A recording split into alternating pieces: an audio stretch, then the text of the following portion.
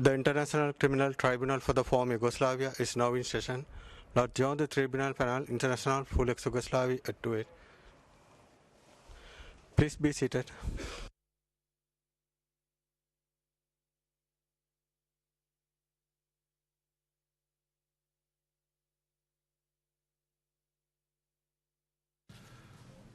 Good afternoon to everyone. Madam Minister, would you please call the case? Good afternoon, Your Honor. This is case number IT 0992 PT, the prosecutor versus Ratko Mladic. Thank you, Madam Minister.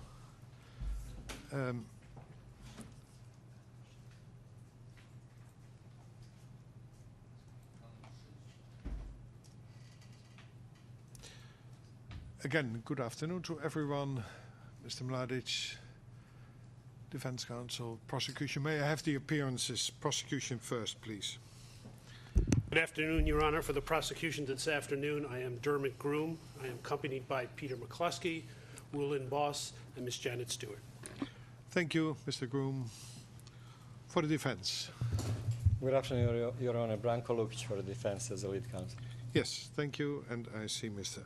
Mladic is present as well. This is now the 6th status conference in this case.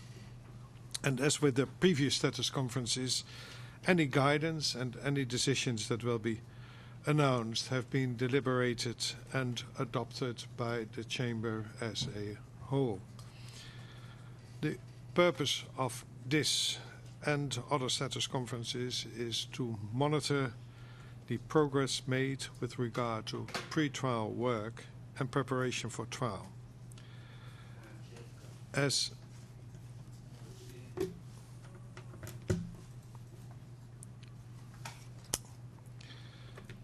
with earlier status conferences, this one has been preceded by a Rule 65 term meeting, which was held earlier this week on Monday, the 20th of February 2012.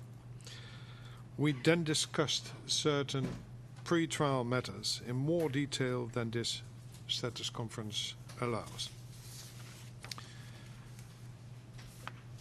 I first address some matters in relation to pre-trial planning.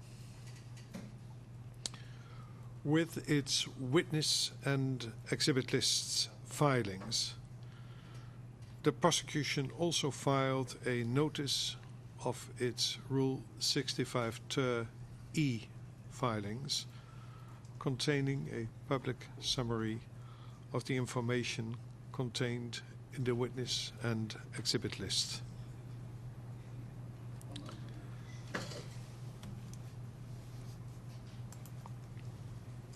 The notice states that the witness list comprises 410 witnesses, 386 of whom are fact witnesses and 24 expert witnesses. Of the fact witnesses, 148 are expected to be called to the tribunal to testify.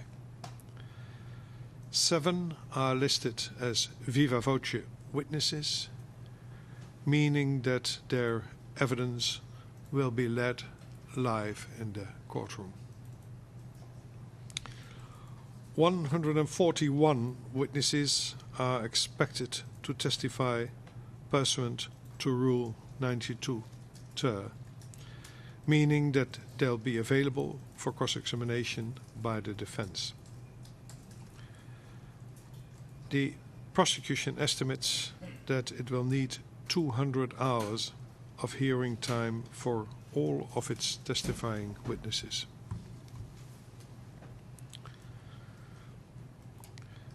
At the 10th of November status conference, the Chamber issued guidance for the parties, limiting the time for examination in chief of Rule 92 ter witnesses to 30 minutes and stated that this time can be increased, but only exceptionally and by the Chamber's leave with good cause shown for each specific witness. As a general rule, there should be no associated exhibits tendered with Rule 92 motions. The Chamber reminds the parties, as stated in the guidance, that if they seek to tender documents through a Rule 92 witness, this could constitute good cause for exceeding the 30-minute time limit and should be included in the application. Of the remaining fact witnesses, 18 are unavailable, and the prosecution will seek to have their prior testimony or statements admitted into evidence pursuant to Rule 92 Quata. For the final 220 witnesses, the prosecution will seek to have their evidence adduced pursuant to Rule 92 bis, which allows for witness statements to be entered into evidence without the witness appearing in court. Evidence tendered through such witnesses may not go to proof of the acts or conduct of the accused in this case. At this Monday's Rule 65 term meeting, certain numerical inaccuracies and clarifications found within the witness list were discussed, and the prosecution was instructed to file a corrigendum to its witness list. Mr. Groom, in relation to the form of your corrigendum, the prosecution does not need to refile its witness list in its entirety. Rather, the prosecution's corrigendum should indicate the page, paragraph, and line, if applicable, of the original witness list that is being corrected with the correspondent corrected text or corrected number. Second, at the Rule 65 term meeting, you requested that the prosecution be given until the deadline for its pre-trial brief has passed to file that corrigendum.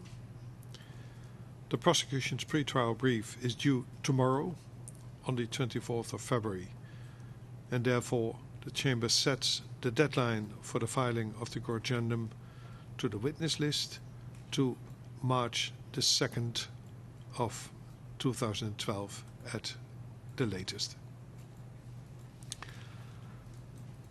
Finally, also at the Rule 65 term meeting, the prosecution was instructed to file an ex parte annex or a separate filing to its witness list containing information related to those witnesses for whom protective measures of delayed disclosure in relation to their expected start of testimony has been ordered by another trial chamber.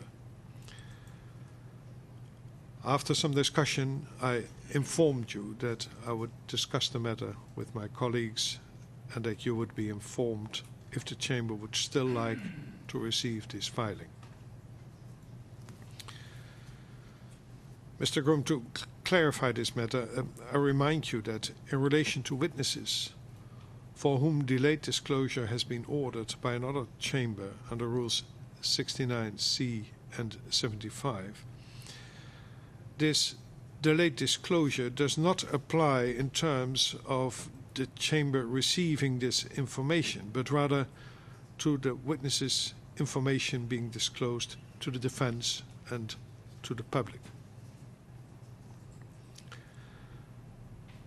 The chamber would like to receive this filing as an ex parte annex to the corrigendum of the witness list, though the prosecution is welcome, of course, to file it earlier if possible.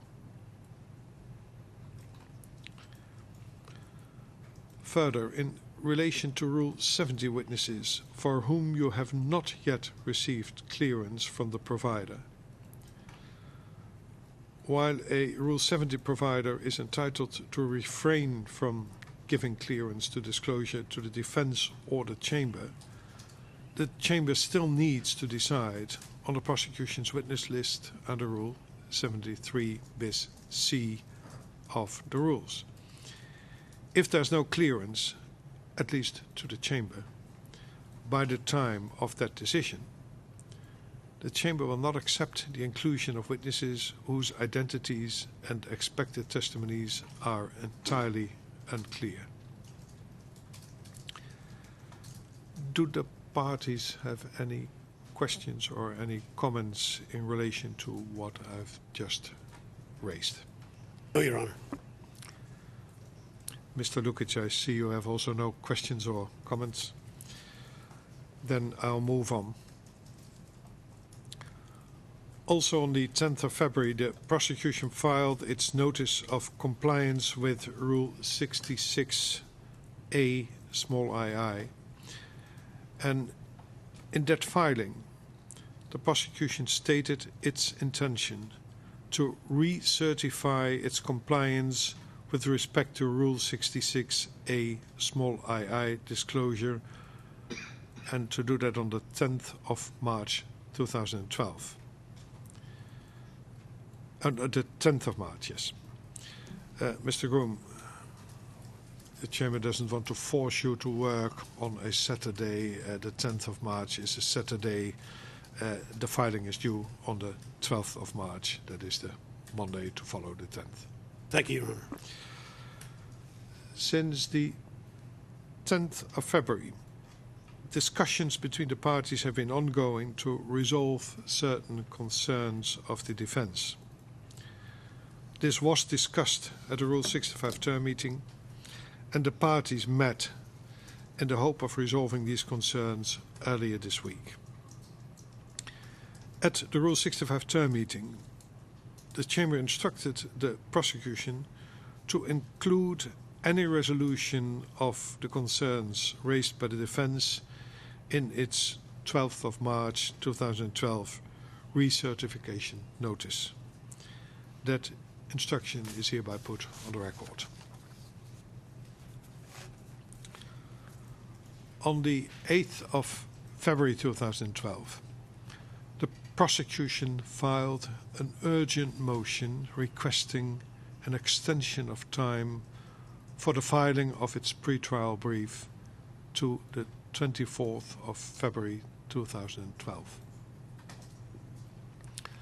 On the 9th of February, through an informal communication, the defense informed the Chamber that it had no objections to the request for an extension of time and therefore would not file a response. On that same day, in an informal communication, the Chamber granted the request for an extension of time, and that decision is hereby put on the record. On the 15th of February 2012, the Chamber issued a scheduling order setting the dates for the start of trial and other matters. For those in the gallery and those watching these proceedings, I will briefly summarize the major points of the scheduling order.